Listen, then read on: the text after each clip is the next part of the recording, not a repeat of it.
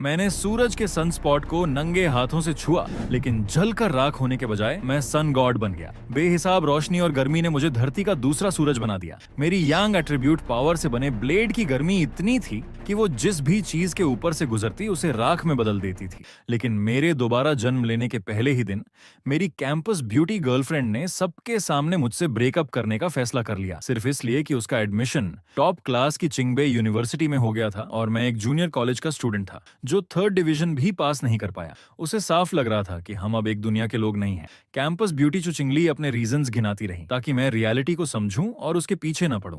चुचिंगली को इसमें कुछ भी गलत नहीं लगा। अलग अलग माहौल में रहने की वजह से दोनों के रास्ते अलग होने ही थे। जब सब लोग मेरा मजाक उड़ा रहे थे, मैंने बिना किसी परवाह के ब्रेकअप की मांग मान ली। मेरा इतनी आसानी से मान जाना चुचिंगली को हैरान कर गया। जब उसने मुझे बिना किसी अफसोस के मुड़कर जाते हुए देखा, इस अजीब एहसास की वजह से चुचिंगली ने मुझे रोकने की कोशिश की और मेरे पूछने पर उसने कहा कि मैं चाहे कुछ भी कर लूं, वो दोबारा कभी रिकॉन्सिलिएशन नहीं करेगी। मैंने बिना किसी एक्सप्रेशन के कुछ सेकंड तक उसे देखा और बस 4 शब्द कहे, ज्यादा मत सोचो। ये सुनते ही चुचिंगली का टेम्परेचर हाई हो गया और शर्मिंदगी से उसका चेहरा लाल हो गया और मैं आसपास के लोगों की बातें सुनकर बस हंसना चाहता था। चुचिंगली और इन लोगों को बिल्कुल नहीं पता था कि आगे क्या होने वाला है। पैसा, एजुकेशन, सोशल स्टेटस सब कुछ राख हो जाएगा, क्योंकि 1 साल बाद पूरी दुनिया में स्पिरिचुअल एनर्जी वापस आएगी। दुनिया पूरी तरह से बदल जाएगी, सोसाइटी के नियम फिर से लिखे जाएंगे और कल्टीवेटर्स का जमाना आने वाला है। पावर ही हर चीज को मापने का स्टैंडर्ड बन जाएगी। पिछली जिंदगी में मैं बस एक आम इंसान था जो दुनिया के अंत में किसी तरह जी रहा था। अनगिनत म्यूटेटेड जायंट बीस्ट्स एक नेचुरल डिजास्टर की तरह आए और न जाने कितने शहरों को तबाह कर दिया और मैं आखिर में उन जानवरों के शिकार से बच नहीं पाया। मैं उनके मुंह में समा गया। उस कोल्डनेस और डिसअपॉइंटमेंट के बीच मेरे अंदर बदला लेने की इच्छा एक्सट्रीम पर पहुंच गई और ठीक उसी समय मैं यूनिवर्स के अल्टीमेट सिस्टम से जुड़ गया। उसने मुझे स्पिरिचुअल एनर्जी की वापसी से 1 साल पहले दोबारा जन्म दिया। इस सिस्टम के पास यूनिवर्स का टॉप लेवल एल्गोरिदम था जो मेरे कॉन्टैक्ट में आने वाली स्पिरिचुअल चीजों के बेस पर मेरे लिए टेक्निक्स बना सकता था। अभी ज्यादातर लोगों को स्पिरिचुअल एनर्जी की वापसी का कोई अंदाजा नहीं है। मुझे इस दौरान स्पिरिचुअल एनर्जी से होने वाले हर एक बदलाव को अपने फायदे के लिए इस्तेमाल करना है। उस वक्त ब्रॉडकास्ट टेलीविजन पर कुछ न्यूज चल रही थी, भारी बारिश की रिपोर्ट्स और टूरिस्ट स्पॉट्स पर पेड़ों का रातों रात अचानक बढ़ जाना। न्यूज में लोगों को शांत करने और इन अजीब घटनाओं से इनकार करने की बजाय लोगों को सावधान रहने की सलाह दी जा रही थी। लेकिन मेरे जैसे इंसान के लिए, जिसे अंदर की बात पता थी, ये साफ था कि ऑफिशियल तौर पर कुछ चेतावनियां दी जा रही थी। ये सियानेशन का एक टिपिकल तरीका था जिससे लोग धीरे धीरे सिचुएशन के लिए तैयार हो जाए और अपने देश पर भरोसा रखें। इसमें मेहनत तो लगती थी, लेकिन इसका इफेक्ट पड़ोसियों के तरीकों से कहीं ज्यादा बेहतर था। इसी बीच मैं भी फोन फोरम पर कुछ अजीब इवेंट्स की तलाश कर रहा था। एक न्यूज ने मेरा ध्यान खींचा। चिंगबई कैंपस में यूवी रेज की इंटेंसिटी नॉर्मल वैल्यू से कहीं ज्यादा थी।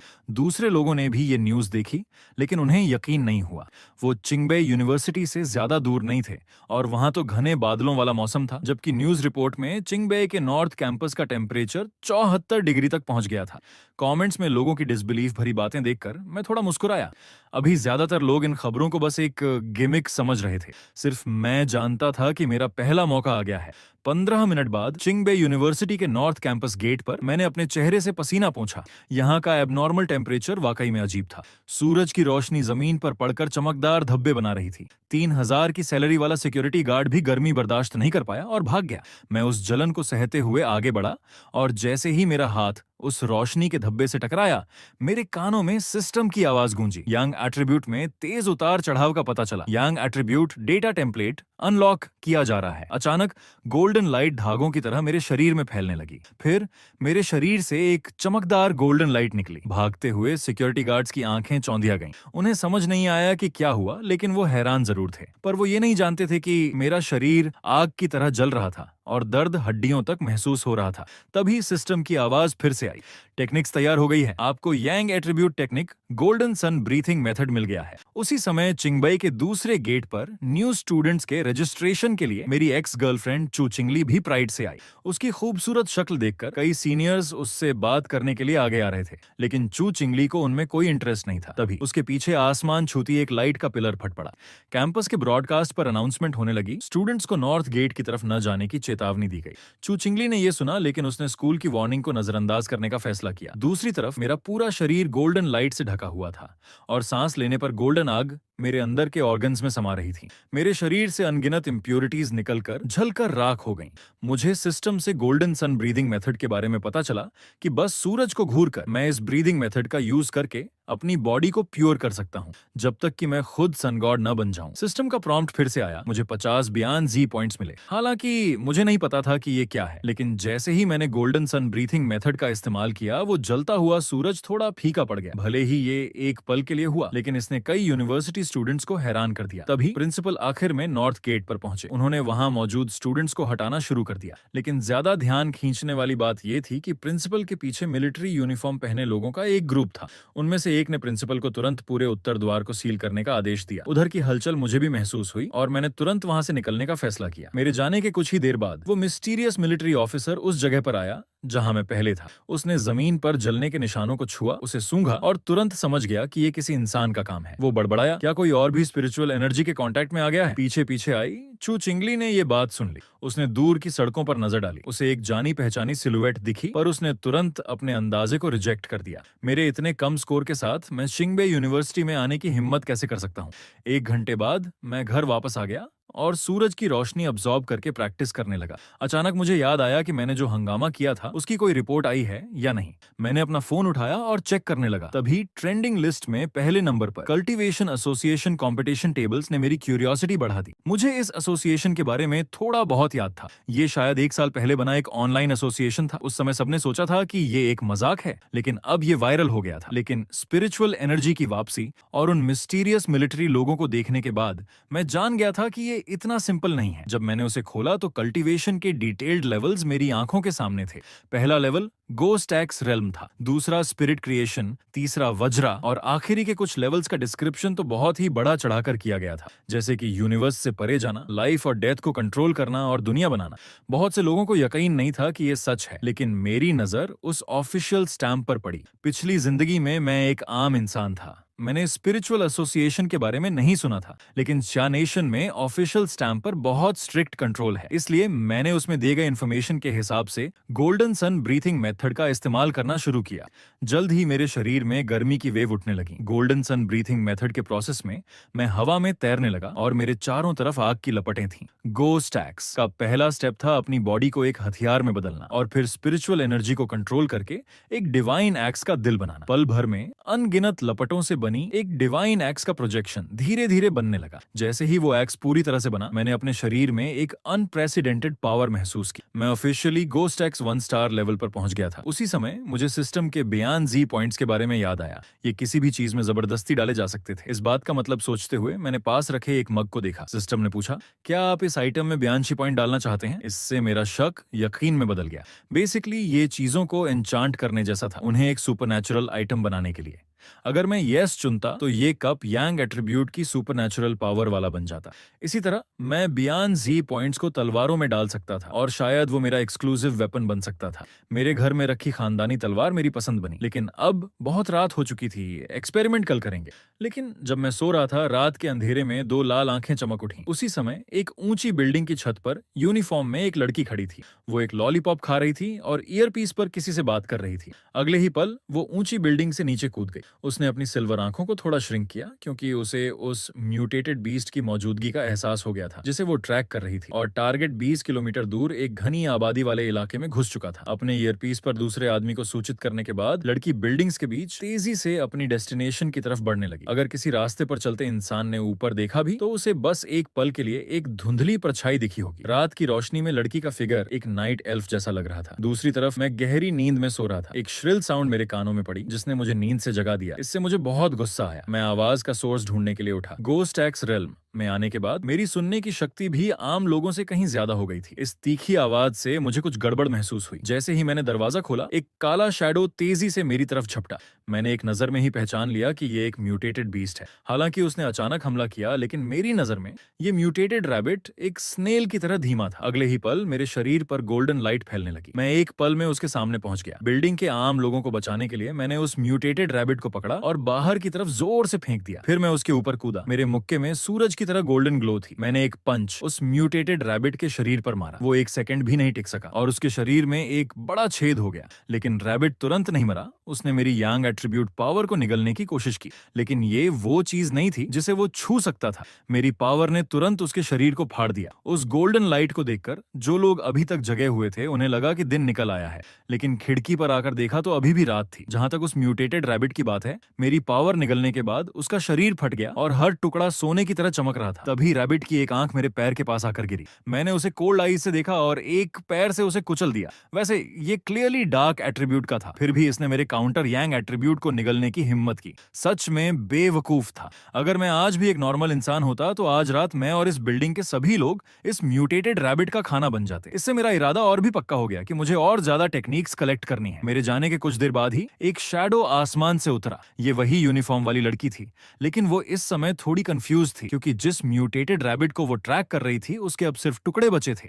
उसे समझ नहीं आया कि क्या हुआ, लेकिन रैबिट के टुकड़ों में बची डार्क नाइट एट्रीब्यूट को रिकवर करना जरूरी था। लेकिन अचानक एक बेहद पावरफुल यांग एनर्जी उसके हाथ में महसूस हुई, जिससे उसका हाथ जल गया। और ये एक्सट्रीम यांग एट्रीब्यूट पावर बिल्कुल वैसी ही थी जैसी उसने नॉर्थ गेट पर इन्वेस्टिगेशन के दौरान महसूस की थी। ये कोई इत्तेफाक नहीं हो सकता। स्पिरिचुअल एनर्जी की वापसी के अर्ली स्टेज में आमतौर पर गोल्ड, वुड, वाटर, फायर, अर्थ जैसे नॉर्मल एट्रीब्यूट ही मिलते हैं। यांग एट्रीब्यूट जैसे एक्सट्रीम एट्रीब्यूट तो पंडा से भी ज्यादा रेयर हैं। इसलिए लड़की ने तुरंत अपने सुपीरियर को यहाँ की सिचुएशन के बारे में रिपोर्ट किया। सुनने के बाद दूसरी तरफ कुछ देर खामोशी रही। फिर लड़की को ऑर्डर दिया गया, इस खतरनाक टैलेंट वाले फोर रनर को हर हाल में ढूंढो, उसे ऑर्गेनाइजेशन में शामिल करने के लिए कोई भी कीमत चुकाओ। लड़की भी इस आइडिया से अग्री करती है और उसका मिशन भी सीधे सीधे बदल गया था। हाल के सभी टास्क्स दूसरों को सौंप दिए गए और लड़की को मेरी तलाश में इसी एरिया में रुकने को कहा गया। उसे कोई शिकायत नहीं थी, बस उसे क्यूरियोसिटी थी कि यांग एट्रीब्यूट वाला मैं आखिर हूं कौन। अभी कुछ देर पहले रात भर जागकर मॉन्स्टर्स से लड़ने के बावजूद मैं थका नहीं था। सुबह की धूप पड़ते ही गोल्डन सन ब्रीथिंग मेथड मेरे शरीर में चलने लगा और मैं गोल्डन एनर्जी को अपने अंदर खींच रहा था।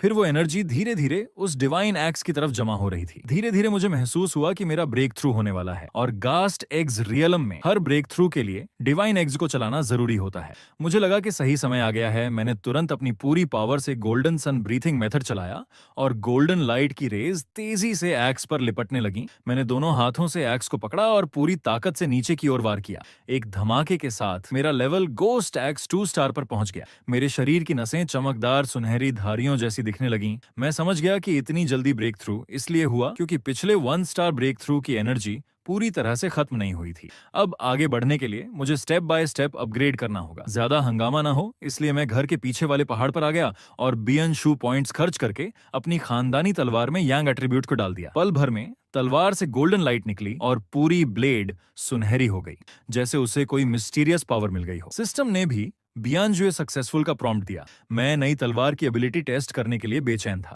मैंने बस हल्के से तलवार को आगे की तरफ घुमाया और तुरंत आसपास की हर चीज उस गर्म ब्लेड की आग में भाप बन गई। इतनी तबाही देखकर मैं थोड़ा ऑकवर्ड हो गया और तुरंत वहां से खिसक लिया। कुछ ही देर बाद एक जानी पहचानी परछाई गुस्से में उस जगह पर पहुंची जहां मैं था। वो बहुत गुस्से में थी। अपनी मिल्क टी लेकर वापस आई ही थी कि उसे मेरी एनर्जी महसूस हुई, लेकिन अब मैं फिर गायब था। तभी वो लड़की हैरान रह गई, क्योंकि मैंने जो तबाही मचाई थी उसे देखकर वो दंग थी। लेकिन उसे और भी ज्यादा परेशानी इस बात की थी कि वो इस पहाड़ को वापस ठीक कैसे करेगी। अचानक लड़की का चेहरा बदल गया और उस पर यकीन न कर पाने वाले एक्सप्रेशंस थे, क्योंकि उसने मेरी बची हुई एनर्जी को महसूस कर लिया था। ये साफ तौर पर गोस्ट एक्स 2 स्टार लेवल की एनर्जी थी। कल रात तो वो बस 1 स्टार था और उसका वंडर अभी खत्म नहीं हुआ था, क्योंकि वहां एक स्पिरिट वेपन की एनर्जी भी थी। पूरी एसोसिएशन में सिर्फ 2 या 3 ही ऐसे हथियार थे जो बहुत रेयर थे। एसोसिएशन ने अभी तक स्पिरिट वेपन्स बनाने की टेक्निक पूरी तरह से मास्टर नहीं की थी। लड़की बहुत क्यूरियस थी कि मेरे पास ऐसा हथियार कैसे आया। दूसरी तरफ मैं वापस जाते हुए सोच रहा था कि क्या इस हथियार में दूसरे एट्रीब्यूट्स भी मिलाए जा सकते हैं।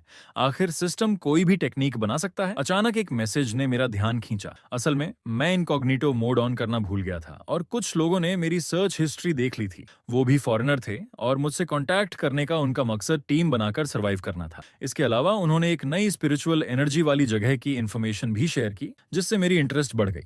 डिटेल्स लेने के बाद पता चला कि ये जगह एक अंडरग्राउंड रिवर वाली गुफा में है। चूंकि वहां की एनर्जी मेरे एट्रीब्यूट से मिलती जुलती थी, मैंने टीम बनाने के लिए हाँ कर दी। तो अगले दिन एक छोटी टीम सबसे पहले डेस्टिनेशन पर पहुंची, एक लड़की और 3 लड़के, एक स्टैंडर्ड कॉम्बिनेशन। लेकिन उन तीनों लड़कों को ये नहीं पता था कि ये पीले बालों वाली लड़की असल में स्पिरिचुअल एनर्जी एसोसिएशन की मेंबर थी। वो ऑनलाइन लोगों को इकट्ठा कर रही थी ताकि देख सके कि कोई टैलेंटेड पर्सन मिलता है या नहीं। वो खुद भी काफी सिफारिशों के बाद एसोसिएशन ज्वाइन कर पाई थी, क्योंकि स्पिरिचुअल एनर्जी एसोसिएशन असल में सिया नेशन का एक ऑफिशियल डिपार्टमेंट था जिसमें एंट्री पाना बहुत मुश्किल था। ये बात मुझे भी आखिरकार महसूस हुई। पीले बालों वाली लड़की मुझे देखकर थोड़ी हैरान हुई।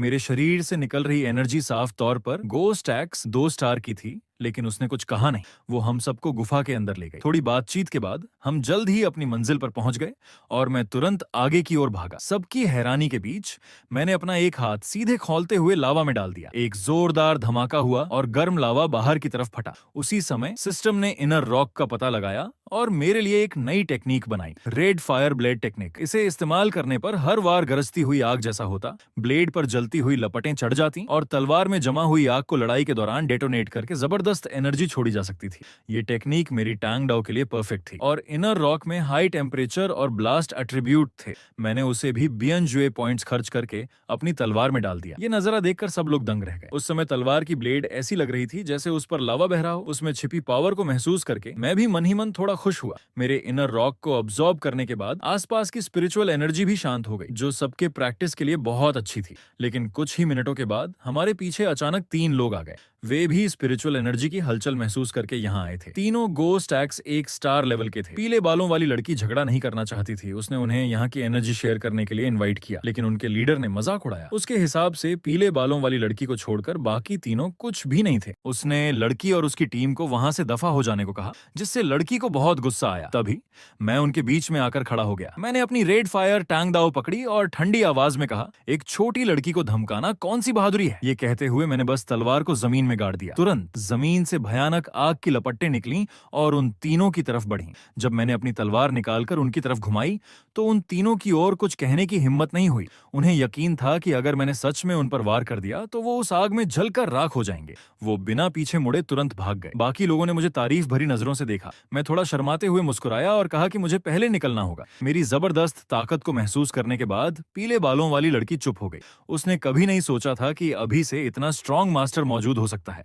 उसे किसी भी हाल में ऑर्गेनाइजेशन को रिपोर्ट करके मुझे शामिल करवाना था। जल्द ही स्पिरिचुअल एनर्जी एसोसिएशन को उसकी नोटिस मिल गई। उन्हें भी उम्मीद नहीं थी कि एक और हाई एट्रीब्यूट वाला फॉरेनर सामने आ गया है। वे एक्साइटेड तो थे पर परेशान थे कि उसे अपनी टीम में कैसे शामिल करें। अगर उन्हें पता चलता कि वो दोनों हाई एट्रीब्यूट वाले फॉरवर्नर असल में मैं ही हूं तो उनका क्या रिएक्शन होता। वापस जाते हुए मैंने देखा कि गुफा में जो हंगामा मैंने किया था उसे कुछ लोगों ने देख लिया था और ऑनलाइन डालकर डिस्कस कर रहे थे, लेकिन मैंने ज्यादा ध्यान नहीं दिया। मेनली इतनी सारी यांग एट्रीब्यूट वाली स्पिरिचुअल एनर्जी को अब्सॉर्ब करने के बाद मुझे लग रहा था कि मैं ब्रेक थ्रू के कगार पर पहुंच गया हूं। इसलिए मैं फिर से अपने घर के पीछे वाले पहाड़ पर आ गया। उसी समय वो यूनिफॉर्म वाली लड़की मेरे द्वारा पहले की गई तबाही को ठीक कर रही थी। अचानक आसमान में एक छोटा सा चमकता हुआ सूरज खिला और अनगिनत स्पिरिचुअल एनर्जी धीरे धीरे एक डिवाइन एक्स की परछाई बनाने लगी। इस जबरदस्त नजारे को देखकर लड़की को पूरा यकीन हो गया कि ये फिर से मैंने ही किया है। वो बिना रुके मेरी तरफ दौड़ पड़ी। इस बार वो मुझे जरूर पकड़ना चाहती थी। अभी कुछ देर पहले मैंने अपनी पूरी ताकत से गोल्डन सन ब्रीथिंग मेथड चलाया था, जिससे आसमान की सारी यांग एट्रीब्यूट वाली स्पिरिचुअल एनर्जी मुझ में समा गई। मेरी पावर अपने पीक पर पहुंच गई और डिवाइन एक्स की परछाई भी पूरी तरह से सॉलिड हो गई। उसी समय वहां पहुंची लड़की ये देखकर हैरान रह गई। डिवाइन एक्स को चलाते समय स्पिरिचुअल एनर्जी का हर पार्टिकल्स ऐसा लग रहा था जैसे उसे हजारों बार रिफाइन किया गया हो। ये जरूर असली मेहनत वाली प्रैक्टिस का नतीजा था। उसे याद आया कि कैसे उसने 3 स्टार पर पहुंचने की जल्दबाजी में एक्स चलाने में गलती कर दी थी, जिसकी वजह से वो 1 हफ्ते तक बिस्तर पर पड़ी रही। आजकल ज्यादातर फॉर रनर्स की यही प्रॉब्लम थी, लेकिन मुझे इतना शांत देखकर उसे लगा कि मैं कोई ज्यादा उम्र का एक्सपीरियंस्ड मास्टर हूं। तभी डिवाइन एक्स हिला और जैसे ही मैंने तीसरा वार नीचे की तरफ किया, मेरा लेवल गोस्ट एक्स 3 स्टार पर पहुंच गया। कुछ पल बाद जब लड़की मेरी जगह पर पहुंची तो वहां कोई नहीं था। उसे इस बात पर बहुत अफसोस हुआ कि मैं फिर से उसके हाथ से निकल गया। इसलिए उसने एक चांस लेते हुए जोर से आवाज लगाई, इंजीनियर, आप अभी तक गए नहीं होंगे, है ना? मैं सच में एक पेड़ पर छिपा हुआ था और गया नहीं था। मुझे भी पता चल गया था कि कुछ दिनों से कोई मुझे ट्रैक कर रहा है और मैं देखना चाहता था कि आखिर वो कौन है। लड़की ने अपना इंट्रोडक्शन देना शुरू किया। मैं सिया नेशन की स्पिरिचुअल कल्टीवेशन एसोसिएशन से हूँ। उसकी आवाज बहुत पोलाइट थी और वो मुझसे एसोसिएशन ज्वाइन करने की रिक्वेस्ट कर रही थी। मैंने अपनी चुप्पी तोड़ी और पूछा क्यों। ये जानकर कि मैं गया नहीं हूँ, वो खुश हो गई और जल्दी से एसोसिएशन ज्वाइन करने के फायदे बताने लगी। साथ ही फ्यूचर के अनजान दुश्मनों का मिलकर सामना करने की बात कही और अपनी आइडेंटिटी प्रूव करने के लिए सबूत भी दिखाए। मुझे उस लड़की के बारे में थोड़ा बहुत याद था। वो कभी सिया नेशन की लॉन्ग डिस्टेंस रनर अप थी, लेकिन पिछली जिंदगी के हिसाब से एसोसिएशन फेल हो गई थी क्योंकि दुश्मन बहुत ज्यादा पावरफुल थे और लगभग पूरी इंसानियत खत्म हो गई थी। इसलिए ऐसे एसोसिएशन को ज्वाइन करना जिसमें इतने रिस्ट्रिक्शंस हों, मेरे लिए फायदे से ज्यादा नुकसान का सौदा था। लेकिन हाँ, मैं उसके कुछ कामों में मदद कर सकता था, पर बाकी समय वो मुझे परेशान न करे, क्योंकि उसकी बातों से साफ था कि एसोसिएशन अभी मुझ जैसे एक्सट्रीम एट्रीब्यूट वाले फोररनर से पंगा लेने की हिम्मत नहीं करेगा। सू चिंगिंग मान गई। वो मेरी इन्फॉर्मेशन आधी अधूरी रिपोर्ट करेगी और उसने वैसा ही किया। उसने एसोसिएशन को बताया कि मैं फिर से हाथ से निकल गया और एसोसिएशन के पास वैसे भी मेरे पीछे पड़ने का टाइम नहीं था। कुछ दुश्मन तो नेचुरल डिजास्टर्स का रूप लेकर लगातार लोगों को मार रहे थे और अपना इलाका बना रहे थे। अगर उन्हें खत्म नहीं किया गया तो वो अपने डिस्ट्रक्टिव एट्रीब्यूट से इंसानी दुनिया को डिस्ट्रॉय करते रहेंगे। दूसरी तरफ जब मैं घर लौट रहा था तो अचानक साफ मौसम में बिजली के साथ तेज बारिश होने लगी। आसमान में इतनी बिजलियां थीं जैसे कोई कल्टीवेटर अपनी मुसीबतें झेल रहा हो। ऑफिशियल वार्निंग जारी कर दी गई कि कोई बाहर न निकले और जिस सीनिक एरिया युहुआंग माउंटेन में मैं था उसे सील कर दिया गया। लेकिन मुझे कुछ गड़बड़ महसूस हुई। वो बेचैन थंडर एट्रीब्यूट वाली स्पिरिचुअल एनर्जी बहुत साफ थी। शायद ये स्पिरिचुअल एनर्जी की वापसी का एक और फिनोमेनन था। इसलिए मैंने तूफान के सेंटर्स युहुआंग माउंटेन जाने का फैसला किया और सचमुच जैसे ही मैं पास पहुंचा, सिस्टम ने एक नए रिवाइवल पोल्यूशन सोर्सम का पता लगा लिया। उसी समय स्पिरिचुअल कल्टीवेशन एसोसिएशन ने भी युहुआंग माउंटेन पर थंडर एट्रीब्यूट वाली एनर्जी के एक्सप्लोजन का पता लगा लिया था और उसे एस लेवल का खतरा अनाउंस्ड कर दिया। उनके एसोसिएशन में कोई भी सेंटर के पास नहीं जा सकता था, यहां तक कि गोस्ट एक्स 3 स्टार भी वहां जाता तो मारा जाता। एसोसिएशन ने तुरंत पहाड़ को सील करने का ऑर्डर दे दिया। लेकिन दूसरी तरफ मैं उस खतरनाक बिजली को घूरते हुए सेंटर की तरफ बढ़ता रहा। किनारे पर थंडर एट्रीब्यूट ज्यादा प्योर नहीं था। मुझे युहुआंग माउंटेन की छोटी पर जाना ही था। अभी स्पिरिचुअल एनर्जी की वापसी शुरू ही हुई है। हालांकि म्यूटेटेड बीस्ट्स मेरे लिए कुछ भी नहीं है, लेकिन भविष्य के बड़े खतरे के सामने ये पावर काफी नहीं है। मेरे पास पहले से ही यांग और इनर फ्लेम एट्रीब्यूट वाली टांगडाओ है।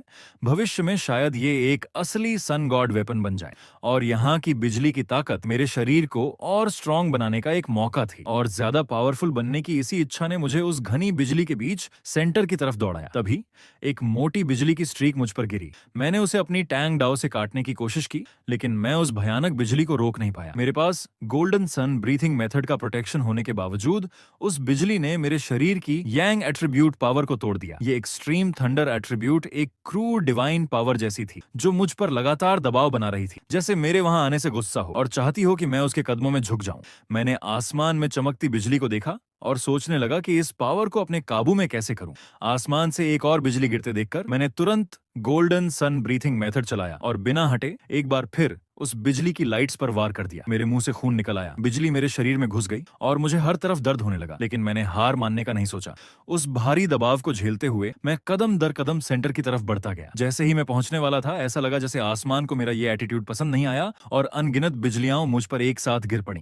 ये नजारा इतना शानदार था कि हजारों मील दूर से भी लोग इसे साफ साफ देख सकते थे। उसी समय सिस्टम का प्रॉम्प्ट आया, पावरफुल थंडर एट्रीब्यूट का पता चला। अगले ही पल मुझे एक नई टेक्निक मिल गई, डिवाइन थंडर 100 रिफाइनमेंट्स। इसने मुझे आसमानी बिजली से फियरलेस बना दिया और साथ ही मैं इसका इस्तेमाल अपने शरीर को ट्रेन करने के लिए कर सकता था, जब तक कि मेरा शरीर डिवाइन न बन जाए। और यांग एट्रीब्यूट के एडवर्स थंडर एट्रीब्यूट अटैक और डिफेंस दोनों में टॉप लेवल का था। मैं महसूस कर सकता था कि ये मेरी हड्डियों और नसों को बिना किसी दर्द के मजबूत बना रहा था। और मुझे जो नए बियनशू पॉइंट्स मिले थे, उससे मैं किसी नई चीज में ये एक्सट्रीम थंडर एट्रीब्यूट डाल सकता था। ये झूठ जमेंट की पावर सभी बुरी चीजों की दुश्मन थी। मेरी टैंगडाओ में पहले से ही यांग एट्रीब्यूट था और कुछ और डालने से उसकी प्योरिटी खराब हो जाती। इसलिए मेरी नजर मेरे राइट हैंड पर पड़ी और इस तरह नई थंडर किलिन आर्म का जन्म हुआ। जब मुझे एक्सट्रीम थंडर एट्रीब्यूट मिला तो युहुआंग माउंटेन पर जो भयानक बिजली कड़क रही थी वो भी धीरे धीरे गायब हो गई। ये स्पिरिचुअल एनर्जी एसोसिएशन के अंदाजे से अलग था। उनके हिसाब से इसे 3 दिन बाद गायब होना चाहिए था। इसलिए वो लोग भी फौरन पहाड़ पर गए और जल्द ही उन्हें पता चल गया कि कोई उनसे भी पहले उस बिजली से भरे आसमान के नीचे छोटी पर पहुंच गया था। इस बात ने स्पिरिचुअल एनर्जी एसोसिएशन फेडरेशन की मिलिट्री को बहुत ज्यादा चौंका दिया। जिस जगह एस क्लास के लोग भी नहीं पहुंच सकते, वहां कोई पहुंच गया था। इतने पावरफुल इंसान का सामना करना, अगर वो सोसाइटी के लिए खतरा बन गया तो नुकसान का अंदाजा भी नहीं लगाया जा सकता। इसलिए वो किसी भी कीमत पर मेरी पहचान ढूंढ निकालना चाहते थे और उन्होंने मेरा कोड नेम टायरेंट रखा। लेकिन अचानक मिलिट्री के मेजर हान को एक और एक्सट्रीम यांग एट्रीब्यूट वाले बंदे की याद आई और उसने मुड़कर सुक्विंगेंग से पूछा कि इन्वेस्टिगेशन कैसी चल रही है। इस पर उसने भी शांत रहने का नाटक किया और मेरी इन्फॉर्मेशन आधी अधूरी, सच झूठ मिलाकर बताई, ये बताए बिना कि वो मुझसे पहले ही मिल चुका है। मेजर हान ने सिर हिलाया और कुछ नहीं कहा। इसके बजाय उसने दूसरे लोगों को युहुआंग माउंटेन की इस स्पिरिचुअल एनर्जी वाली अजीब घटना को एक नेचुरल डिजास्टर बताकर छुपाने का काम सौंप दिया। दूसरी तरफ मैं घर वापस आ गया था और अपने राइट हैंड में बिजली की पावर को महसूस करने लगा, जिसमें एक खास पॉइंट डाला गया था। अब मेरा ये राइट हैंड, जो एक लाइटनिंग ग्रीन आर्म बन चुका है, शायद मेरे पूरे शरीर का सबसे हार्ड हिस्सा है। और ये खतरनाक जजमेंट हंटर भी एक बिल्ली के बच्चे की तरह बन गया है, जिसे मैं आसानी से कंट्रोल कर सकता हूँ। सिस्टम ने बताया था कि ये एक्सट्रीम थंडर क्रैब इंसेक्ट्स को 300% का क्रिटिकल डैमेज दे सकता है और मैं इसे आजमाने के लिए बेचैन था। तभी जिस फोरम को मैं फॉलो करता हूँ उस पर एक मैसेज का नोटिफिकेशन आया। मेरी नजर एक लाल रंग की बड़ी खबर पर पड़ी। एक केमिकल फैक्ट्री में धमाका हुआ था। खुशकिस्मती से कोई कैजुअलिटीज नहीं हुआ, पर कमेंट सेक्शन में कुछ गड़बड़ थी। फैक्ट्री के पास के लोग कह रहे थे कि उन्हें एक ठंडी और बुरी ऑरा महसूस हुई। मैंने कुछ पल सोचा और मुझे अपनी पिछली जिंदगी में मिले क्रैब इंसेक्ट्स याद आ गए। उन चीजों को अंधेरे और उदास पलों में दिखना सबसे ज्यादा पसंद है।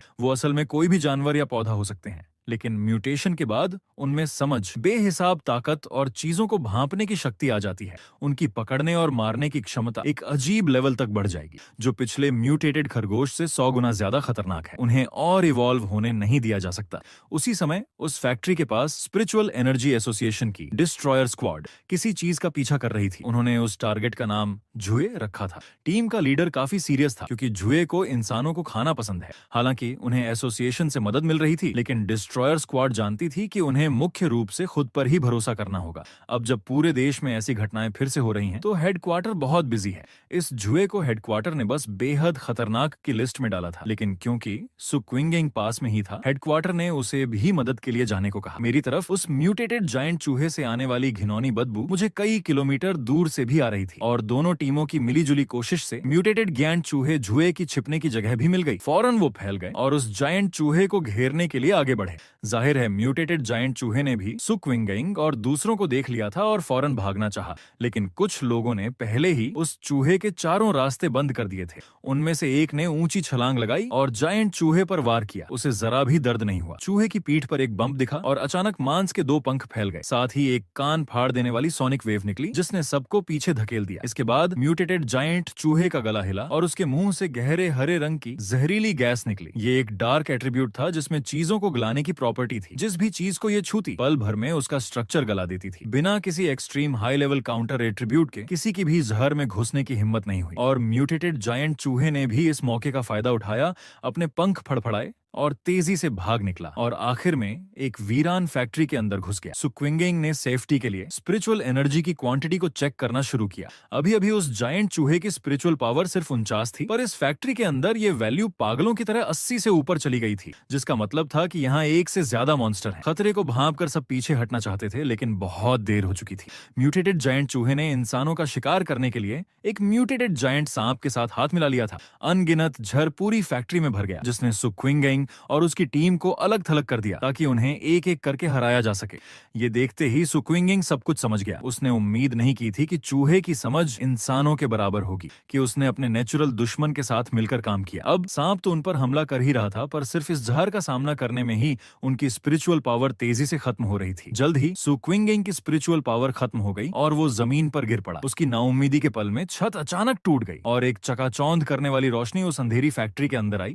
जायंट सांप ने मुझे आते देखा और खुद आगे बढ़कर अपना खून से सना बड़ा मुंह खोलकर मुझ पर हमला कर दिया, और चूहे ने मेरे बचने के दौरान मिले मौके का फायदा उठाकर साइड से मुझ पर एक सीक्रेट अटैक किया। उसका बड़ा सा मुंह मेरी राइट आर्म में धंस गया, पर मुझे जरा भी परवाह नहीं थी। मेरी राइट आर्म से फौरन भयानक बिजली निकली और जायंट चूहा पलक झपकते ही राख में बदल गया। इसके बाद मैंने अपनी तांग तलवार घुमाई और पीछे वाले बड़े सांप पर वार किया। मैं बहुत क्यूरियस था कि क्या यह झिंट सांप आसमान के सूरज से डरता है, और उस एक वार ने सांप के गुस्से को और भड़का दिया और वो बिना सोचे सोचे समझे मुझ पर टूट पड़ा। जैसे ही मैं बचा, मेरी तलवार की गर्म रोशनी ने फौरन जायंट सांप के शरीर पर वार किया और उसके सिर को 2 टुकड़ों में चीर दिया। मैंने सोचा नहीं था कि म्यूटेटेड जायंट सांप के पास रिकवरी की भी पावर होगी। ये एक वार भी उसे मार नहीं सका। लेकिन उस वॉर में सिर्फ यांग एट्रीब्यूट ही नहीं था। अगले ही पल कड़कड़ाती बिजली की आवाज पूरी फैक्ट्री में गूंज उठी। फौरन अनगिनत भयानक बिजली ने जायंट सांप के पूरे शरीर को भर दिया। ये मैंने किया था। तांग तलवार से इनर फ्लेम की पावर इस्तेमाल करने के पल में मैंने पावर को कंट्रोल करके इनर फ्लेम को वापस खींच लिया और तलवार को एक जरिया बनाकर अपने हाथ की ठंडर पावर को उसमें इकट्ठा किया और सांप के शरीर में डाल दिया। डार्क पावर वाले एक मॉन्स्टर के तौर पर जायंट चूहा भले ही अजीब और चालाक था, पर उसकी ताकत कम थी। लेकिन ये सांप मामूली नहीं था। अगर ये अपनी पूरी हद तक बढ़ गया तो ये दुनिया के लिए एक बहुत बड़ा खतरा बन जाएगा। मरने से ठीक पहले भी उसने मुझ पर एक सीक्रेट अटैक करना नहीं भूला। अगर मेरे पास गोल्डन सन ब्रीदिंग मेथड नहीं होता, जिसका यांग फ्लेम एट्रीब्यूट जहर को खत्म कर सकता है और ठंडा पावर उसे प्यूरिफाई कर सकती है, तो कोई और बदकिस्मत होता तो उसकी तो आज फील्डिंग सेट हो जाती। अभी अभी जब मैंने उन 2 म्यूटेटेड जायंट जानवरों को खत्म किया तो मैंने सु क्विंगिंग को ढूंढ लिया, जो पहले मेरा पीछा कर रही थी। मैंने एक ही बार में उसके बेहोश होने का नाटक पकड़ लिया, ये जानते हुए कि वो अब और नहीं छिपा सकती। सु क्विंगिंग ने शर्माते हुए अपनी आंखें ढक लीं, क्योंकि इससे पहले उसने कभी मेरा चेहरा नहीं देखा था। उसे लगा कि मैं अभी अपनी असली पहचान किसी को बताना नहीं चाहता। उस लड़की को मुझे धन्यवाद कहते देख मैंने उसका थैंक्स मान लिया और अलविदा कहकर मुड़ गया। मुझे जाता देख सु क्विंगिंग कुछ कहना चाहती थी, लेकिन मैं पहले ही छत से कूदकर निकल चुका था। असल में मैं इतनी जल्दी इसलिए निकल गया क्योंकि मैं उस डार्क एट्रीब्यूट को छू कर देखना चाहता था कि क्या सिस्टम विब ब्लड अटैक मेथड को रिकॉर्ड कर सकता है। लेकिन शायद मेरे अंदर की ठंडक और बेचैनी वाली फीलिंग ने उसे रोक दिया। सिस्टम ने कोई रिएक्शन नहीं दिया। उधर सु क्विंगिंग ने डिस्ट्रॉयर स्क्वाड के लोगों को होश में लाया। होश में आते ही उन्होंने अपने बगल में 2 लाशें देखी, जिसे देखकर वो बुरी तरह चौंक गए। सु क्विंगिंग ने उन्हें बताया कि ये उसी हाई लेवल यांग एट्रीब्यूट वाले बंदे ने किया है जिस पर वो नजर रख रही थी। सब लोग हैरान होने के साथ साथ मेरी जबरदस्त ताकत से दंग रह गए और वो म्यूटेटेड जानवरों के बचे हुए रिमेन्स को इकट्ठा करने लगे। लेकिन जैसे ही डिस्ट्रॉयर कैप्टन ने गलती से विशाल चूहे के रिमेन्स पर पैर रखा, उसके पैर के नीचे से कड़कड़ाती हुई बिजली निकली, जिसने उन्हें हैरान कर दिया। कहा नहीं था कि वो यांग एट्रीब्यूट वाला है। सो क्विंगिंग भी कंफ्यूज थी। आखिर उसे क्या पता था कि मुझे एक और एक्सट्रीम एट्रीब्यूट मिल गया है। लेकिन अभी वहां सिर्फ मैं अकेला था, इसलिए उसके दिमाग में एक हैरान करने वाला ख्याल आया। 2 हाई लेवल एट्रीब्यूट वाला बंदा, ये तो लगभग इम्पॉसिबल है। वो किस तरह के मॉन्स्टर से मिली थी? जल्द ही खबर मिलने पर एसोसिएशन की टीम वहां सफाई करने आ गई। उनका मेन गोल बची हुई स्पिरिचुअल एनर्जी को स्कैन करना और निशानों की जांच करके लड़ाई के सीन को फिर से समझना था। आधे घंटे बाद इन्वेस्टिगेटर इस कंक्लूजन पर पहुंचे कि 99% चांस है कि विशाल चूहे और जायंट सांप दोनों को एक ही इंसान ने मारा है। हालांकि सब मन से तैयार थे, फिर भी वो चौंके बिना नहीं रह सके। उन्होंने कभी किसी के बारे में नहीं सुना था जिसके पास 2 एक्सट्रीम एट्रीब्यूट हों। सु क्विंगिंग समझ गई कि अब ये बात छिपाई नहीं जा सकती, इसलिए उसने खुद ही एसोसिएशन को रिपोर्ट कर दिया।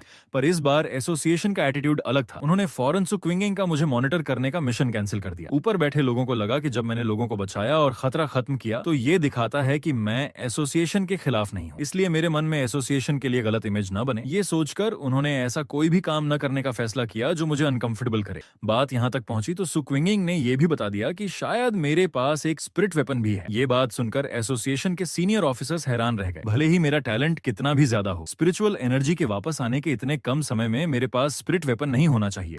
सो क्विंगिंग ने इशारा किया कि वो स्पिरिट वेपन शायद यांग एट्रीब्यूट का है। इससे एक पॉसिबिलिटी बनती थी कि मेरा लेवल स्पिरिट क्रिएशन मिरर के किसी माहिर जैसा है, जो खुद अपने स्पिरिट वेपन बना सकते हैं। लेकिन स्पिरिट क्रिएशन मिरर वाले लोग पूरी दुनिया में गिने चुने ही हैं और वो सभी बहुत एक्सपीरियंस लोग हैं। मेरे जैसे यंग लड़के का उस लेवल तक पहुंचना इम्पॉसिबल सा है, और अब जब मेरे पास 2 एक्सट्रीम एट्रीब्यूट हैं तो क्या तीसरा भी हो सकता है? आपको पता होना चाहिए कि पूरी दुनिया में 3 एट्रीब्यूट वाला कोई नहीं है। अगर ये बात साबित हो गई तो खास शक्तियों वाले लोगों की पूरी दुनिया ही बदल जाएगी। दूसरी तरफ मैं घर लौटकर नहाने धोने लगा। स्पिरिचुअल एनर्जी के वापस आने को अभी 1 साल भी नहीं हुआ है और मॉन्स्टर्स ने तेजी से एक्टिव होना शुरू कर दिया है। मुझ जैसे कई लोगों ने कल्टीवेशन प्रैक्टिस शुरू कर दी है। जिनका टैलेंट अच्छा है वो अब तक ghost x different heart stage में कदम रख चुके हैं, और ये कंट्री मुझ जैसे अकेले काम करने वालों को अच्छा ट्रीट कर रहा है, जो ये बताता है कि ऑफिशियल और हमारे जैसे लोग दोनों ही अभी एक स्टेबल और सीखने वाले फेज में हैं। मॉन्स्टर्स अभी भी ऑफिशियल लोगों के कंट्रोल में हैं और हम जैसे लोगों के बीच भी कोई बड़ा झगड़ा नहीं हुआ है। हालांकि अब लोग अपने आसपास के खतरों पर चर्चा कर रहे हैं, पर ऑफिशियल एसोसिएशन ने अफवाहों को साफ साफ नकारा नहीं है, जिससे लगता है कि वो एक वार्निंग देना चाहते हैं, पर अभी भी कल्टीवेशन का युग शुरू करने के लिए पूरी तरह से तैयार नहीं है। आखिर पॉपुलेशन बहुत ज्यादा है। अगर लोग अपनी ताकत से कानून तोड़ने बनने लगे तो देश के अंदर और बाहर की प्रॉब्लम्स शांति और स्टेबिलिटी को तुरंत खत्म कर देंगी। और मुझे चिंता इस बात की है कि मॉन्स्टर्स बहुत तेजी से इवॉल्व हो रहे हैं। आज जिनसे मैं मिला वो डार्क एट्रीब्यूट के हमले से पैदा हुए म्यूटेशन का एक क्लासिक उदाहरण थे। उस काली धुंध को छूने के बाद पता चला कि वो असल में डार्क एट्रीब्यूट की एक ब्रांच शैडो एट्रीब्यूट के हैं, जो कि हम जैसे लोगों के सबसे बड़े दुश्मन हैं। हालांकि वो उतने भयानक नहीं हैं जितने मैंने अपनी पिछली जिंदगी में देखे थे, जो एक झटके में एक देश या एक पूरा कॉन्टिनेंट खत्म कर सकते थे। लेकिन आज अगर मैं उस वीरान फैक्ट्री में नहीं गया होता तो क्विंगिंग और उसकी टीम मर जाती। सिर्फ शैडो एट्रीब्यूट ही इतना ठंडा और डिस्गस्टिंग है। डार्क एट्रीब्यूट का खतरा वाकई बहुत बड़ा है। चूंकि सिस्टम कहता है कि वो इसे अभी अब्सॉर्ब नहीं कर सकता, तो क्या इसका मतलब ये है कि जब सिस्टम की शर्तें पूरी हो जाएंगी तो मैं इसे अब्सॉर्ब कर सकूंगा? डार्क एट्रीब्यूट इंसानों के लिए इतना खतरनाक है, अगर मैं इसे अपने इस्तेमाल में ला सका तो इससे बेहतर कुछ नहीं होगा, और शायद ये हालात बदलने में सबसे इंपॉर्टेंट साबित हो। अभी मेरे पास यांग एट्रीब्यूट के लिए गोल्डन गोट ब्रीदिंग मेथड, थंडर एट्रीब्यूट के लिए डिवाइन थंडर 100 रिफाइनमेंट्स और यांग और इनर फ्लेम एट्रीब्यूट के लिए रेड टाइगर सेबर टेक्निक है। असल में कोई भी दूसरा बंदा मुझे कम्पीट नहीं कर सकता, पर मुझे लगता है कि ये अभी भी काफी नहीं है। तभी मेरा फोन बजा। कॉल मेरी आंटी का था। उनका मकसद ये था कि उनकी बेटी यानी मेरी कजन को एक स्टडी ग्रुप की एक्टिविटी में हिस्सा लेना है, और वो चाहती थी कि उनकी बेटी कुछ दिन मेरे यहाँ रुक जाए। मुझे ये जीनियस कजन याद थी, इसलिए मैंने मना नहीं किया, पर मुझे क्या पता था कि ये सब तो बस एक बहाना है। उधर कजन के फोन में उसका चैट ग्रुप ऐसे ही खास शक्तियों वाले लोगों से भरा हुआ था। उनका टारगेट शायद एक फेमस इंटरनेट सेलिब्रिटी टाउन था, जिसके बारे में उसकी माँ को कुछ भी नहीं पता था। अगले दिन मेरी कजन अपना सूटकेस खींचते हुए मेरे घर के नीचे आ गई। अभी अभी अपनी समझदार कजन को आते देख वो कुछ ऐसी लग रही थी जिसे मैं पहचान नहीं पा रहा था, इसलिए माहौल थोड़ा अजीब हो गया। थोड़ी बातचीत के बाद मैंने कमरे की चाबी कजन को दे दी, पर पता नहीं वो छिपाने में बहुत खराब थी या क्या। मुझे उसके शरीर से स्पिरिचुअल एनर्जी की वाइब्स महसूस हुई। क्या कजन भी एक खास शक्तियों वाली है? कमरे में वापस जाकर कजन उस खास शक्तियों वाले छोटे ग्रुप के साथ चैट करने लगी और प्लान बनाने लगी कि कब एक्शन लेना है। हालांकि उन्हें ये नहीं पता था कि उस लावा वाली गुफा के पीछे मैं ही था, पर उन्हें ये जरूर पता था कि किसी ने एक ही वार में बहुत से लोगों को डराकर भगा दिया था, इसलिए सबने मिलकर लो प्रोफाइल रहने का फैसला किया। हालांकि कजन के आने से न सिर्फ मेरी लाइफ पर कुछ असर पड़ा, बल्कि मैं अब जब चाहे आराम भी नहीं कर सकता था। पर एक अच्छी बात यह थी कि मुझे अब बाहर से खाना ऑर्डर नहीं करना पड़ता। तभी कजन का फोन बजा। मैंने उसकी तरफ एक नजर डाली और उसे प्राइवेसी देने के लिए अपने कमरे में वापस चला गया। कजन को थोड़ी चिंता हुई, इसलिए वो बात करने के लिए अपने कमरे में चली गई, पर उसे क्या पता था कि मैं खिड़की के बाहर छिपकर उसकी बातें सुन रहा था। कजन की बातें सुनकर मुझे यकीन हो गया कि वो सच में एक खास शक्तियों वाली है, और मैंने ये भी नहीं सोचा था कि इतनी कम उम्र में वो पहले से ही घोस्ट एक्स 2 स्टार लेवल पर है। और मुझे कजन का असली मकसद भी पता चल गया। वो यहाँ किसी स्टडी कैंप के लिए नहीं आई थी, बल्कि स्पिरिचुअल एनर्जी के फिर से जागने वाली जगह को ढूंढने आई थी। जैसे ही मुझे सही जगह का पता चला, मैं बिना किसी झिझक के पहले ही निकल पड़ा। अगले दिन यांगहो टाउन में कजन अपनी टीम से मिलने लगी। जिस लड़की का ऑनलाइन नाम 81 साल की खूबसूरत लेडी था, वो सच में एक बहुत सुंदर और मैच्योर लड़की निकली। वहीं पास में खड़ी ऑनलाइन लव गर्ल ने मुझसे मेरे बारे में पूछा, तो कजन ने बता दिया कि मैं देखने में साधारण हूं और उसका टाइप नहीं हूं। तभी टीम के बाकी मेंबर भी आ गए। कजन को मिलाकर कुल 6 लोगों की टीम थी। मैं एक जगह से चुपचाप उन्हें देख रहा था। मुझे ये देखकर हैरानी हुई कि कजन की टीम के मेंबर सच में काफी ताकतवर थे। सबसे कमजोर भी घोस्ट एक्स 2 स्टार था, और टीम का लीडर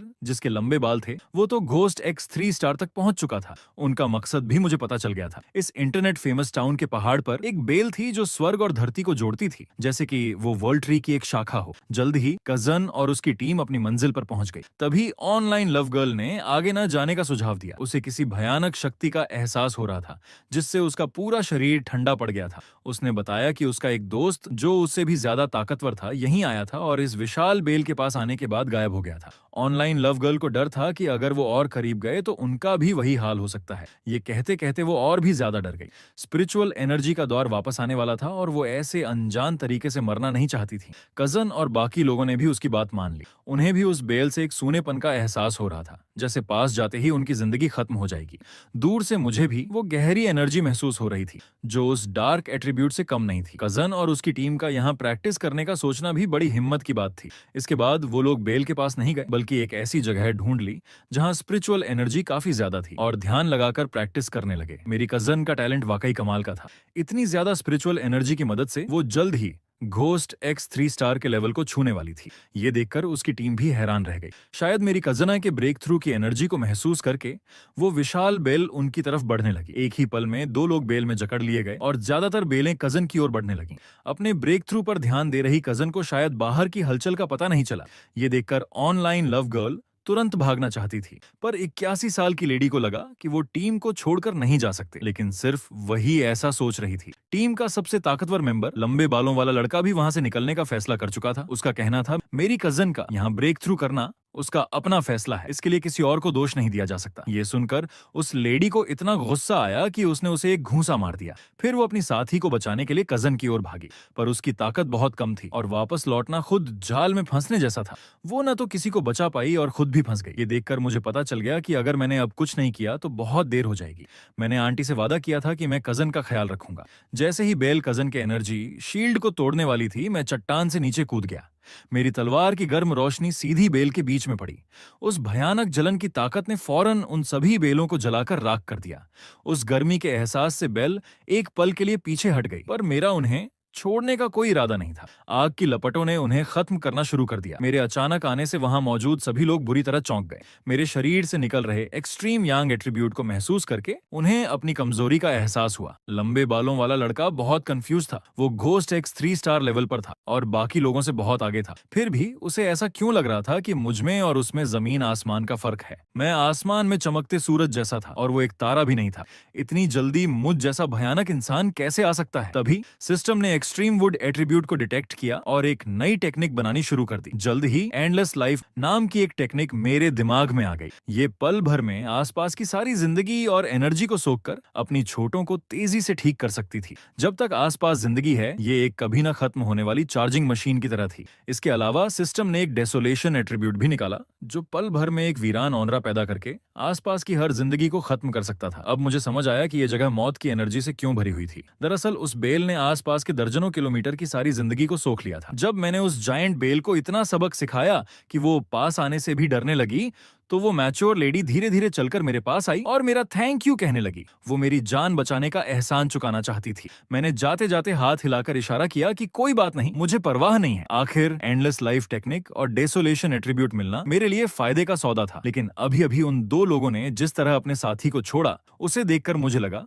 कि मुझे अपनी कजन पर थोड़ा ज्यादा ध्यान देना होगा। कहीं ऐसा ना हो कि कोई उसे धोखा दे दे और वो बदले में पैसे गिनने में मदद कर रही हो। मेरे जाने के कुछ ही देर बाद ब्रेक थ्रू ले रही मेरी कजन भी जाग गई। उसने अपने चारों तरफ लड़ाई के निशान और मौके पर बची हुई हाई लेवल यांग एट्रीब्यूट की एनर्जी को देखकर कंफ्यूज हो गई। लंबे बालों वाले लड़के ने आगे बढ़कर उसे समझाया, लेकिन उसने ये बात छिपा ली कि उसने अपने साथी को छोड़ दिया था, शायद इसलिए ताकि ये टीम न टूटे।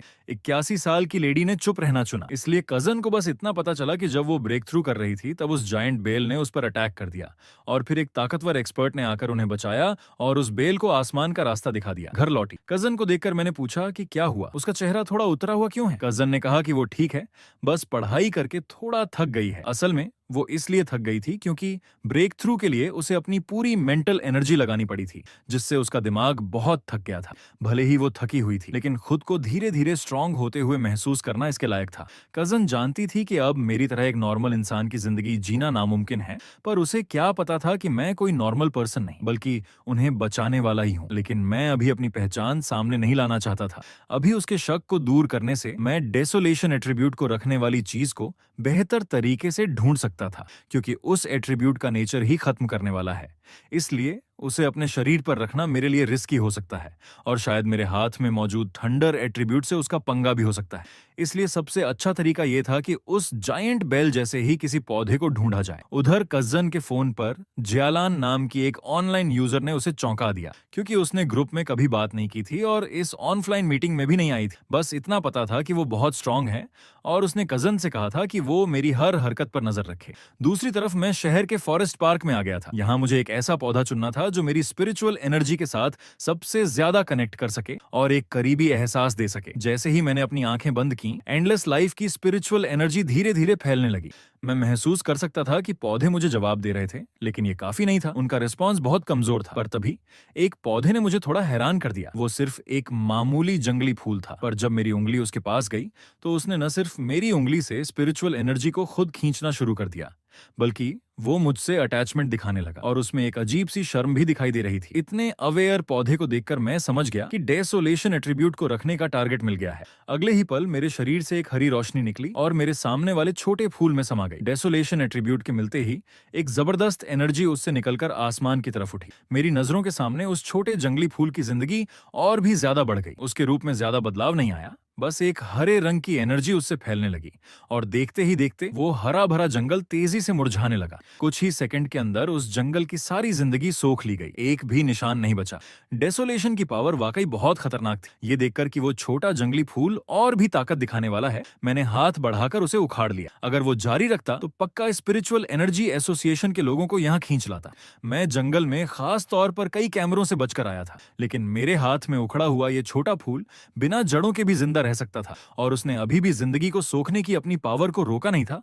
बस पहले के मुकाबले वो काफी धीमा हो गया था। तभी दूर एक कैमरे का अलार्म बजने लगा और मैं समझ गया कि अब यहां से निकलने का समय आ गया है। उसी समय स्पिरिचुअल एनर्जी एसोसिएशन के प्लांट रिसर्च डिपार्टमेंट ने फॉरेस्ट पार्क में एक अजीब वैल्यू को तेजी से बढ़ते हुए डिटेक्ट किया। जब वो अपनी लोकेशन पर पहुंचे तो उन्होंने पाया कि अजीब वैल्यू 3000 तक पहुंच गई थी।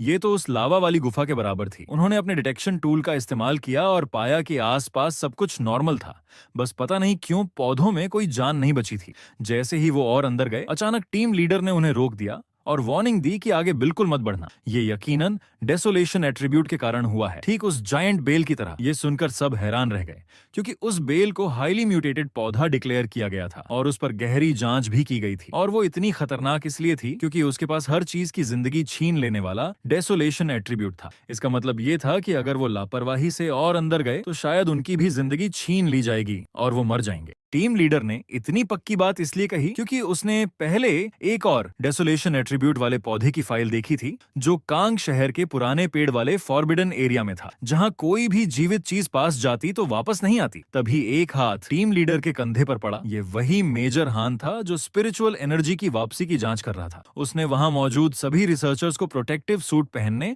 और कंटेमिनेटेड एरिया में जाने का ऑर्डर दिया, लेकिन 10 मिनट बाद भी उन्हें डेसोलेशन का सोर्स नहीं मिला और वो एनर्जी लगातार कम होती जा रही थी। तब मेजर हान ने सुक्विंगेंग की तरफ देखा और उसे अपनी स्पिरिचुअल एनर्जी से जांच करने का इशारा किया। जैसे ही दोनों की स्पिरिचुअल एनर्जी चारों तरफ घूमने लगी, वो आखिर में एक गड्ढे में जाकर एक जगह जमा हो गई। ये नतीजा देखकर उनके रोंगटे खड़े हो गए। दोनों ने कभी नहीं सोचा था कि डेसोलेशन का सोर्स किसी ने खोद कर निकाल लिया होगा। मेरे कई बार स्पिरिचुअल एनर्जी वाली जगहों पर जाने की वजह से और इस बार सोर्स के ही गायब हो जाने के कारण मिलिट्री ने कई बार इन्वेस्टिगेशन और कंपैरिजन करके आखिरकार मुझ पर शक करना शुरू कर दिया था। बस उनके पास कोई पक्का सबूत नहीं था, इसलिए उन्होंने मेरे आर्मी वाले जिगरी दोस्त वांग लियांग से कांटेक्ट किया ताकि मुझसे एक मीटिंग फिक्स कर सकें। मैंने अपने पुराने दोस्त के लिए मना नहीं किया। इस बार उन्होंने मेनली मुझे टेस्ट करने के लिए बुलाया था। बेशक उन्होंने मेरे दोस्त से यह भी वादा किया था कि अगर मैं टारगेट नहीं निकला तो वो मुझे ज्यादा परेशान नहीं करेंगे और शायद मुझे स्पिरिचुअल एनर्जी के वापस आने की कुछ सच्चाई भी बता देंगे। इसी वजह से मेरा दोस्त माना था। रही बात मेरी, तो मैंने डेसोलेशन एट्रीब्यूट वाले उस छोटे जंगली फूल को एक गमले के पौधे की तरह पालना शुरू कर दिया था। उसका साधारण सा रूप मेरी कजन का शक पैदा नहीं करेगा और दुश्मनों के सामने वो एक सरप्राइज हथियार का काम कर सकता है। अगले दिन मैं वांग लियांग से वादे के मुताबिक मिला। अपने इस जिगरी दोस्त को देखकर मैं थोड़ा इमोशनल हो गया, क्योंकि अपनी पिछली जिंदगी के उस मुश्किल दौर में मैंने उसके बारे में कोई खबर नहीं सुनी थी। शायद एक सैनिक होने के नाते वो किसी अनजानी जंग में शहीद हो गया था। वांग लियांग ने थोड़ा रुककर बोलना शुरू किया और मुझसे पूछा कि क्या मैंने कुछ भी अजीब महसूस किया है। मेरी हैरानी देखकर वांग लियांग ने जोर देकर कहा कि अगले 1 साल में दुनिया में जमीन आसमान का बदलाव आ सकता है और सब कुछ फिर से तय होगा। ये बात सुनकर मुझे थोड़ी हैरानी हुई। आर्मी में स्पिरिचुअल एनर्जी के बारे में जानना कोई बड़ी बात नहीं थी, पर मुझे हैरानी इस बात की थी कि आम सैनिकों को सख्ती से सीक्रेसी बनाए रखने का ऑर्डर होता है। और अब जब वांग लियांग मुझे ये सब बता रहा था, मैं समझ गया कि मिलिट्री ने मुझे अपनी शक की लिस्ट में डाल दिया है। मेरे दोस्त ने ये मीटिंग शायद मिलिट्री के कहने पर ही रखी थी ताकि वो मुझे परख सकें। मेरे नासमझ बनने का नाटक करने के बाद भी मेरा दोस्त मुझे एक बार और सावधान रहने की सलाह दे रहा था। तभी वांग लियांग का फोन बजा और एक गुस्से वाली आवाज ने उसे 10 मिनट के अंदर टीम में वापस आने का आदेश दिया। वांग लियांग को जल्दी में देखकर मैंने सीधे सीधे पूछ लिया, क्या ये स्पिरिचुअल एनर्जी के वापस आने से जुड़ा कोई मामला है? उसकी हैरान आंखों को देखकर मैंने कहा कि वो मुझे अपने साथ ले जा सकता है। आखिर उसके सीनियर्स मुझसे मिलना ही तो चाहते थे और मैं ये भी जानना चाहता था कि मिलिट्री किस मामले को हैंडल कर रही है, क्योंकि जब अजीब चीजों से निपटने के लिए स्पिरिचुअल एनर्जी एसोसिएशन पहले से ही है तो फिर अब मिलिट्री की क्या जिम्मेदारी है। कुछ देर बाद हम मिलिट्री के spiritual energy forbidden zone number 19 में थे।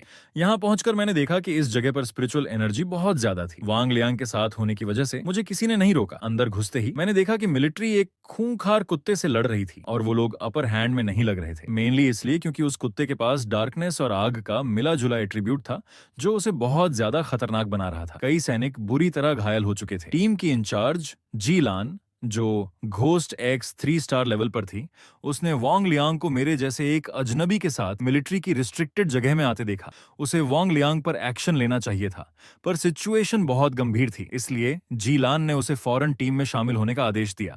असल में जीलान के पास मेरी जानकारी थी, इसीलिए उसे ज्यादा चिंता नहीं हुई। पर अब जब उसने मुझे असल में देखा तो उसे मुझ में कुछ भी खास महसूस नहीं हुआ, इसलिए उसने मुझे बस सीक्रेसी बनाए रखने की वार्निंग दी और सैनिकों को इंस्ट्रक्शंस देने लगी। वांग लियांग के शामिल होते ही टीम पूरी हो गई और उन्होंने फिर से उस कुत्ते पर काबू पाना शुरू कर दिया। जीलान ने भी सही मौके पर हमला किया और जब कुत्ता काबू में था तो उसे काफी डैमेज पहुंचाया। दर्द से वो कुत्ता जोर जोर से चीखने चिल्लाने लगा। उसने अपने पास आते सैनिकों को खत्म करने के लिए अपनी डार्कनेस की ताकत का इस्तेमाल किया। अगर जीलान ने सही समय पर हमला न किया होता तो वो सैनिक मरता नहीं तो बुरी तरह घायल जरूर होता। जीलान ने सबसे कुत्ते से दूरी बनाए रखने को कहा। ये सब देखकर मैं उनकी टीम की तारीफ कर रहा था, पर तभी मैं एकदम अलर्ट हो गया। मैं चिल्लाया, सब लोग जल्दी पीछे हटो, क्योंकि उस कुत्ते के शरीर से अचानक एक जबरदस्त एनर्जी की लहर निकली। अगले ही पल धुआं हटा और वो साधारण सा कुत्ता एक बहुत बड़े डरावने इंसान जैसे रूप में बदल चुका था। इससे कुत्ते की आग और डार्कनेस की ताकतें पूरी तरह से मिलकर म्यूटेट हो गई थीं। अब सब लोग मुश्किल में पड़ गए थे और उस जानवर की नजरें वांग लियांग पर टिक गईं। जी लान घबरा गई और मेरी आंखों में बिजली चमकने लगी। अगर वांग लियांग को कुछ भी होता तो मैं तुरंत एक्शन लेता। आखिर में वांग लियांग ने अपनी तेज रफ्तार से उस जानवर के हमले को चकमा दे दिया, पर हमले के झटके से वो भी बुरी तरह घायल हो गया और अब लड़ने की हालत में नहीं था। पर इसके बावजूद वो अपने भाइयों के साथ लड़ने के लिए खड़ा होना चाहता था। जी लान और बाकी सैनिक भी अपनी जान पर खेलकर उस जानवर को उसी इलाके में रोकने के लिए तैयार थे। ये देखकर मैंने और छिपना ठीक नहीं समझा। मैं जी लान से भी ज्यादा तेजी से आगे बढ़ा। मेरी रफ्तार बिजली जैसी थी और मेरे दाहिने हाथ से बिजली के कड़कड़ाने की तेज आवाज आ रही थी। कुछ ही सेकंड में मैं उस भेड़िए जैसे जानवर के सिर के ऊपर पहुंच गया। हजारों बिजलियों ने उसके सिर पर हमला किया। वो जबरदस्त बिजली लगातार उस जानवर के शरीर में घुस रही थी।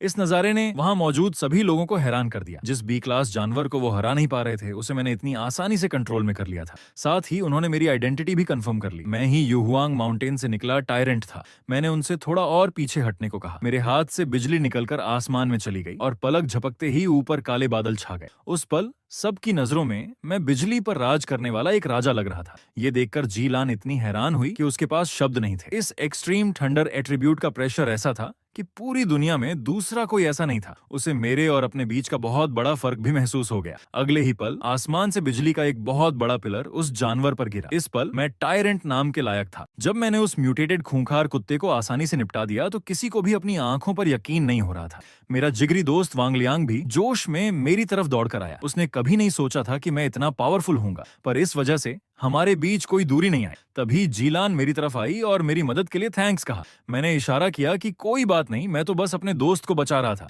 लेकिन जान बचाने का एहसान तो जान बचाने का एहसान होता है। जीलान ने मेरा कॉन्टैक्ट नंबर मांगा, चाहे बाद में बात करने के लिए हो या ऊपर रिपोर्ट करने के लिए। मैंने मना नहीं किया। तभी जी लान ने बात बदलते हुए मुझे आर्मी में शामिल होने का ऑफर दिया।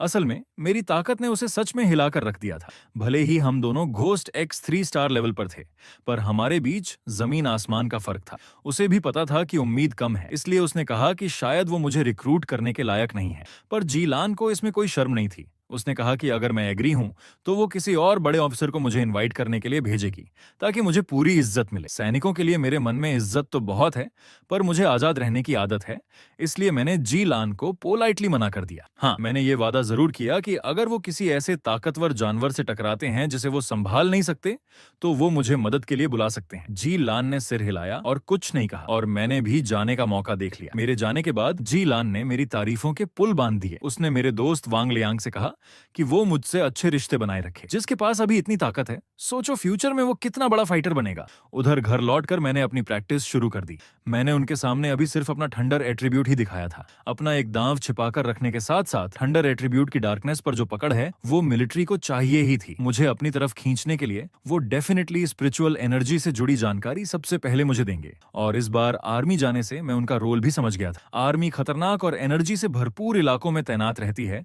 एक तरफ तो इससे आर्मी को भरपूर एनर्जी वाले माहौल में ट्रेनिंग का मौका मिलता है ताकि उनकी फाइटिंग पावर बनी रहे, और दूसरी तरफ वो आम लोगों और अजीब जानवरों के बीच एक सेपरेशन और वार्निंग लाइन का काम करते हैं। आर्मी नाइट वॉच है, अंधेरे में चमकने वाली तलवार है, देश की ढाल है, जबकि स्पिरिचुअल एनर्जी एसोसिएशन शहरों में बचे खुचे खतरों को साफ करने का काम करती है।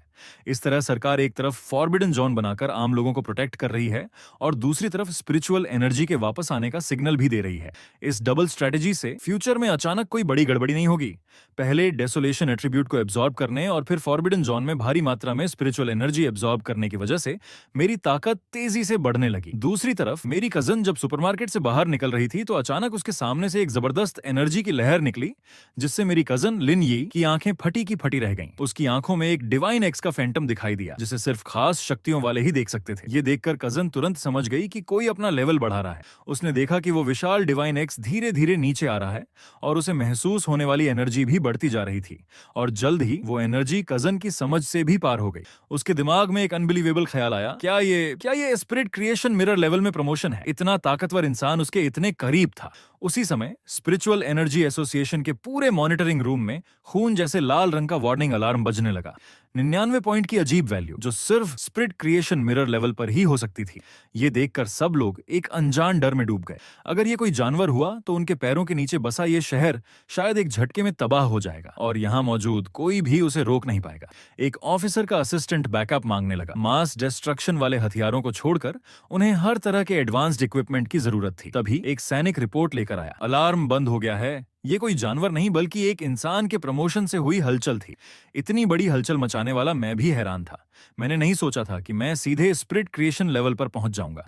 अचानक मेरे फोन पर एक मैसेज ने मेरा ध्यान खींचा। ये वांग लियांग का था। उसने बताया कि किंग बे यूनिवर्सिटी के प्लेग्राउंड में एक अनजान टाइगर दिखाई दिया है, और ये नॉर्थ गेट वाली पुरानी जगह नहीं बल्कि दूसरी बार सामने आया कोई नया खतरा है। आखिर में वांग लियांग ने मुझे अच्छे दोस्त की तरह सलाह दी, तुम्हारी ताकत बहुत ज्यादा है, हम लोग उसे संभाल नहीं सकते।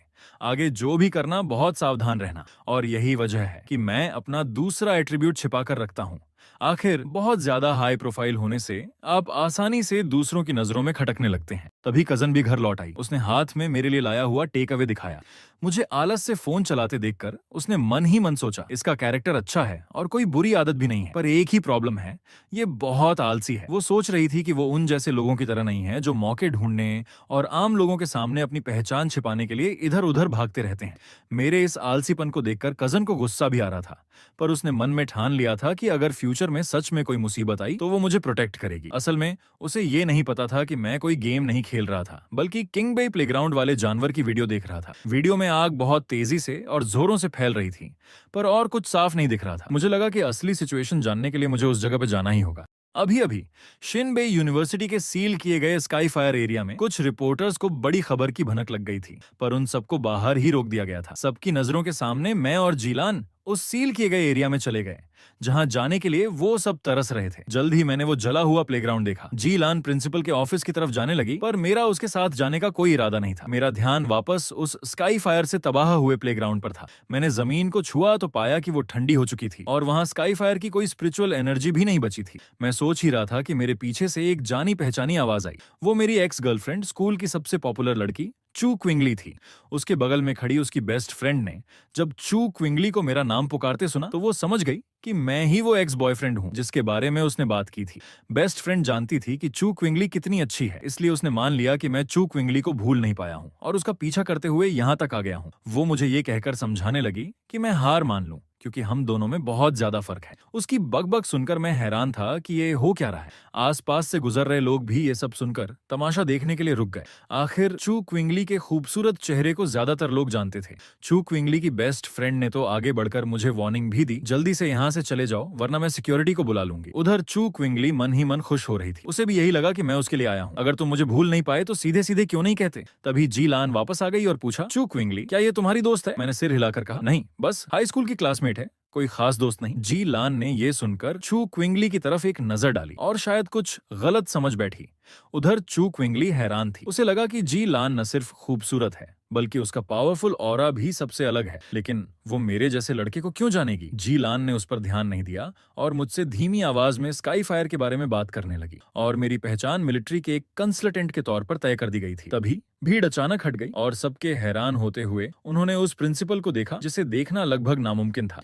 लोग कहते थे कि वाइस प्रिंसिपल से मिलना भी मुश्किल होता है। चू क्विंगली की बेस्ट फ्रेंड तो इतनी बेवकूफ थी कि उसे लगा प्रिंसिपल मुझे और जी लान को पकड़ने के लिए लोगों को लेकर आया है। पर अगले ही पल सबके होश उड़ गए जब प्रिंसिपल ने मुस्कुराते हुए मुझसे हाथ मिलाया और फिर झुककर मेरी मदद मांगी। चू क्विंगली समेत सब लोग इतने हैरान थे कि उनके मुंह से आवाज तक नहीं निकली। उसका दिमाग काम करना बंद कर दिया था। एक टॉप यूनिवर्सिटी का प्रिंसिपल एक 18 साल के लड़के को रिस्पेक्ट दे रहा था, ये देखकर किसी को भी अपनी जिंदगी पर शक हो सकता था।